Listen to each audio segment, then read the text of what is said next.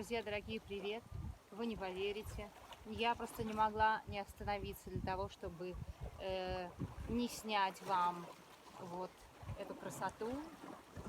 А это озеро Кенерет, которое еще называется Галилейским морем или Тивериадским озером. Это самое крупное пресноводное озеро Израиля.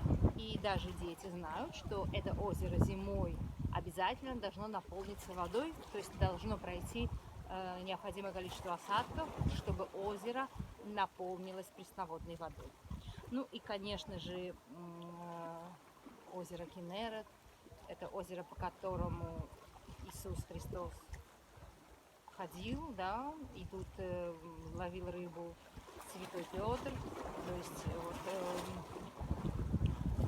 вот эти исторические религиозные события имеют большое значение для тех людей, которые в это верят, и это очень интересно, потому что сюда приезжают люди со всех концов мира, да, потому что это очень интересно вообще, что здесь происходило, как это происходило. Это все очень-очень интересно. Здесь, конечно же, можно ловить рыбу и сегодня. И рыба святого Петра, которая еще по-простому, по-другому называется тилапией. Она здесь до сих пор обитает. Ее можно и выловить, и можно просто поесть в ресторане соседнем, по вашему желанию.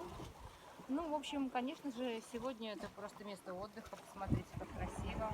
Вот это город Твери, там вдалеке на горе современный город Твери. Люди приезжают, чтобы здесь устроить пикник, искупаться, приезжают с палатками. То есть, ну, такое вот место отдыха современное. На мой взгляд, очень-очень приятное, потому что, в отличие от моря, это пресная вода, это очень интересно.